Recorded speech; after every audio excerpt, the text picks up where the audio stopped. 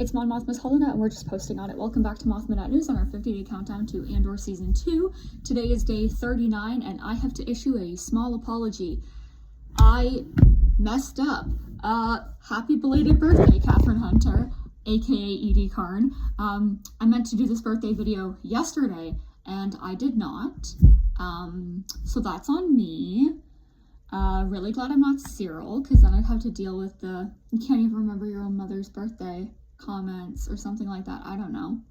I can hear her saying that. Before we dive in, number one, yes, my hair is different. My nails have also been done. They're much more of like a natural color this time, so it's kind of throwing me off, but I like it. It feels very Mon Mothma to me. Yeah, this ready for Japan, because I will be 100% cosplaying as Mon Mothma at the convention. Today in London was the Andor Season 2 sneak peek, and the cast slayed. They all slayed. I'm speechless as always. Genevieve O'Reilly, hand in marriage. I love you. Yeah.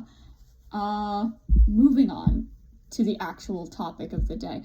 Eedy Karn. I, like many other characters in Andor, such as Perrin specifically, I've experienced a lot of growth where Eedy is concerned. While watching the first season of Andor for the first time, I wasn't a huge fan of her, I will admit. I'm still not a huge fan of her. Like, the feelings are very much still in the it's complicated camp. Like, I'm not gonna lie about that. Now, I kind of understand her a little bit more. And again, like, you know, Tony Gilroy's too smart to be out here giving us, like, one-dimensional characters and characters who feel very flat and non-nuanced. And, like, you know, over the last couple of years, I've been able to see more of that nuance with Eedy Karn in a way that I wasn't able to before. And for that, I also apologize, because I like seeing the nuance in characters and various things like that. With understanding her a little bit more, it did also come with understanding Cyril a bit better.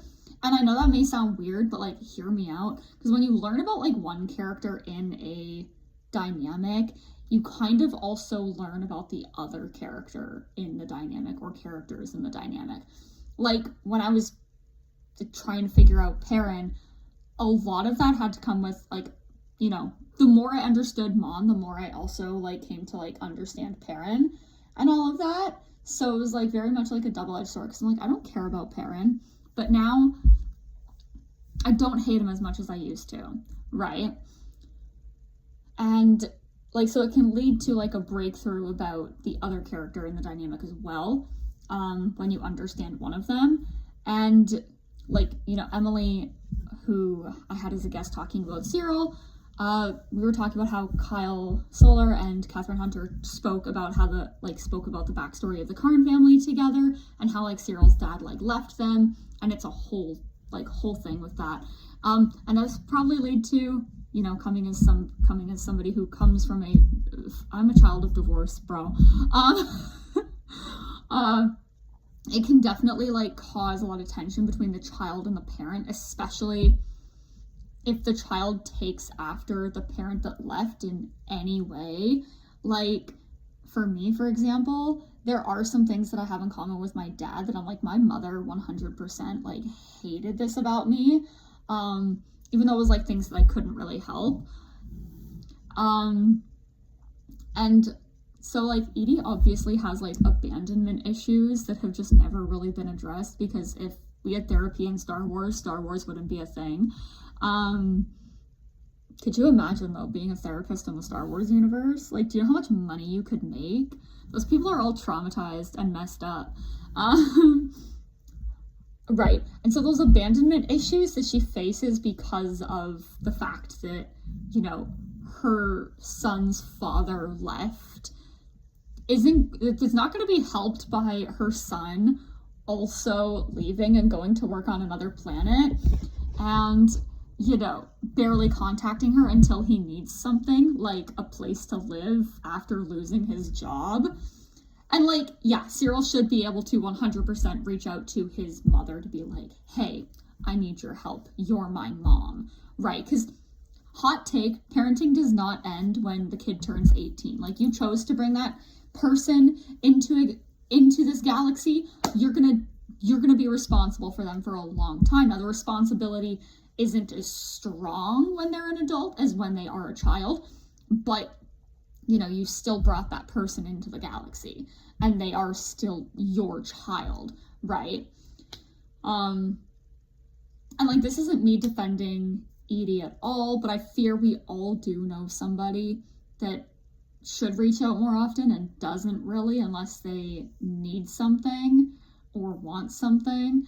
And like, I'm not gonna lie, I have been guilty of doing that in the past. I try not to, but inevitably sometimes, like, it would happen when I was like when I was younger, because I was just like, I don't know, I need help, and I was just like, okay, like, I can't just like go to this, like, I would be like, is there anybody else I could go to first? But there was like one time I didn't talk to my Nana for 3 days, and then I needed like grocery money, and I was like, I need to call Nana and ask for grocery money. And it was 3 days, but I still feel bad about it, because my Nana was one of my best friends.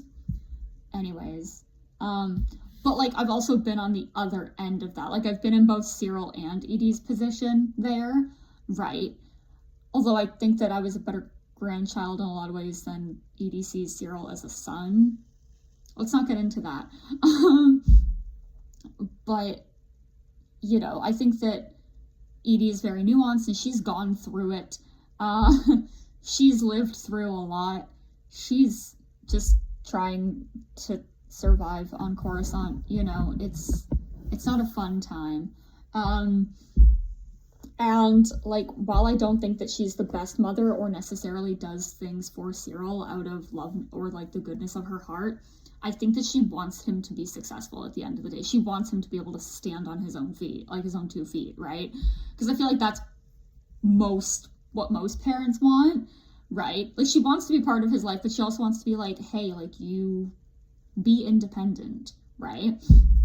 But not too independent, because she doesn't like those feelings of abandonment that she suffers from. Like, she withholds love and affection, and she talks about like return on investment for taking care of her son, who is also going through it. Like, we also learned that he did send like money from Morlana to her to help support her. So, like, him losing his job also puts like her security at risk as well. So it's very much like it's a dynamic, all right? Mother-son relationships in Star Wars have always been wild. Sometimes for better, sometimes for worse. This one I would say is like kind of middle ground with that, because it's just like, yeah, like, if you can take care of your family, but also sometimes I'm like, why you gotta be like that? Like, the first time we see her, she smacks him. Like, okay, right? But at the same time, like, while she's withholding the love and affection and like taking care of her son like an investment, and she's expecting some kind of return on that, which is wild. Is she like some kind of weird businesswoman? She does in her own way like celebrate his wins. Like, when she's just like, like, I feel like I don't know you anymore, like, you're here but you're not here, and all of that. He's like, well, I got promoted at work. She very much like, she doesn't like take credit for the promotion. She's not like, oh, well, it's because I've taken such good care of you, which some parents would do. Like, some parents are very much that type of like, you're like, oh, I got an A on this, and they're like, well, that's because I paid the electric bill so that you could have a light over your head to study. She's not like that, right? But she's very much like, hey, I've put in a lot of effort, and you're like a stranger to me. Like, you live here with me. You are my son, but you're a stranger. You feel you're more a tenant than a son, right? Which isn't the relationship she wants to have with her son. because she has abandonment issues. But, like, she acknowledges that she's like, oh, I knew that they would see your promise, which is good, I guess. You spend all this time roasting your son, and you're like, you have so much promise. Odd. But, hey, she could be way worse as a parent, but she could also be a lot better. Eedy Karn is, like, bare minimum parent, I think, on average. And I do love the way that Kathryn Hunter portrays Eedy Karn, because it's just such an interesting role and an interesting dynamic to work with. And I'm like, I could not imagine having to do that, because that is insane to me. She could do a better, like, Eedy Karn could do a better job as a mom, but she is also capable of having that pride in her son. Right? Like, I feel like it's one of those things, and this is supposed to work with siblings, not, like, parents and children, but the whole, I can roast you, but if anybody else says a word about you, I am coming to your defense. You know, I feel like that's kind of the type of parent that she tries to be, where she's like, it's my job, to humble my child and to, like, roast them, but anybody else speaks ill of you, looks will be able to kill, and they'll be dead. Like, you know, she doesn't lack the ability to show love and affection, she just withholds it more than she should. Which, it's poor Cyril. Like,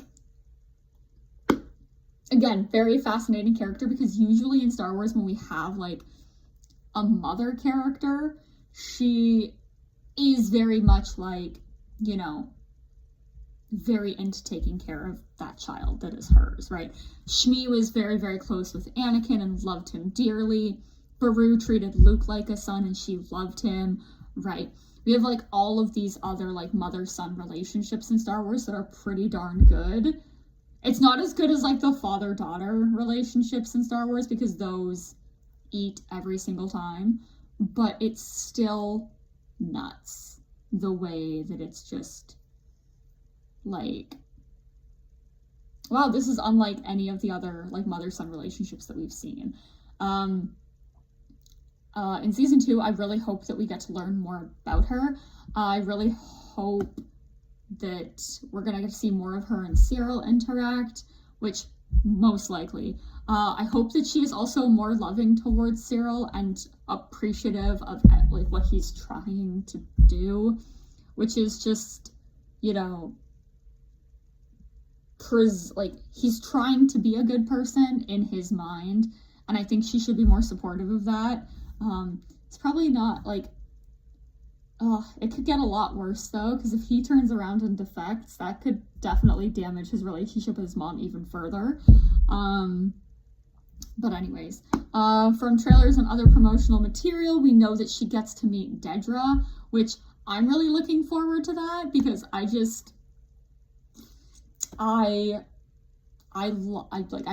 love Dedra Meero, and I'm really fascinated by Eedy Karn, and they have Cyril in common. They both have for lack of a better term, weird dynamic with Cyril. Like, in Dedra's case, there's, like, that weird sexual tension, and then in Eedy's case, she's like, this is my son who is a disaster.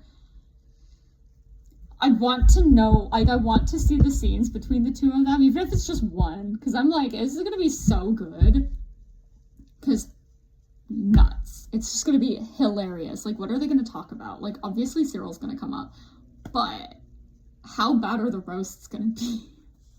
Is Eedy gonna allow Dedra to roast Cyril? This is the question. Is Cyril gonna be like, this is my girlfriend, and Dedra's gonna be like,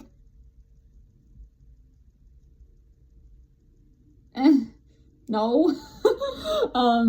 Like, I'm so excited.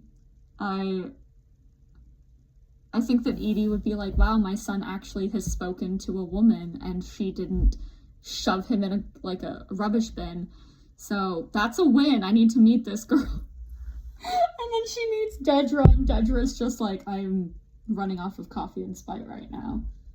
So, doing great. Yeah.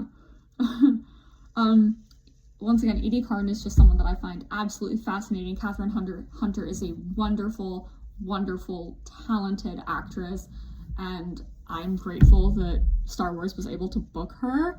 Like, she's done so many cool things, and we should all be appreciative of just women with talent. We love women over here on the Mothmanet. Our whole channel is dedicated to the woman ever, Mon Mothma. I'm excited to see Eedy Karn again. I welcome all of the complex feelings that come with that as well. I'm excited. I'm looking forward to it. Tomorrow I have another guest, and the guest and topic will remain a surprise until then, because I'm going to have that video up tomorrow night. You can find me as always at Bejeweled Mothma and Mothma Updates on most social media accounts, platforms. I'll be sharing my full and final schedule at some point before Celebration starts. I'm not exactly sure when, because I need to kind of work some timing things out. So you can come and find me in person there as well. Yeah, just approach me and say that you know me from, like, not shutting up about Mon Mothma, and I'll be like, oh, cool. I'm sorry that you've suffered. But also, you're welcome. Yeah, my panel is next Friday, the 18th of April, from 4 to 5 on the fan stage. Senator Rebel Chancellor, who is Mon Mothma. I look forward to seeing as many people as possible at Celebration and at the panel. Come and see me, get a sticker and a bracelet. Limited quantities of exactly 110 of each. If you can't make it to Celebration, the panel will be recorded and uploaded here on YouTube. Please do not come to my house. My roommates will get concerned. So everyone will be able to see it on YouTube, which I'm not sure when that's going to go up. It could go up that day. It could go up a couple days later. It could go up after that. I don't know. But the panel will be posted on YouTube. That's for sure. Preparations are still ongoing, but I am eager to get there. It is snowing outside. It is the 10th of April. We are a third of the way through April, and it is snowing. Snowing. I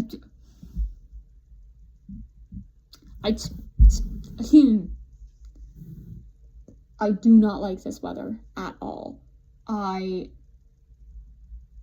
I'm this close to just packing my rain jacket, because I don't think I'm going to use it. I think I'm going to be stuck in a winter coat until I leave, and I hate that. I despise that with a passion. Now, while I'm in Japan, so like Monday the 14th, I don't fucking know. Yeah, Monday the 14th to the 22nd of April, posting schedule will be slightly wonky because I will be on the other side of the world. However, videos will still go up during that 24-hour period based off of Japan time. Yeah. It'll work itself out, okay? Because the countdown is going to finish on the Monday, so you don't have to worry about the 22nd.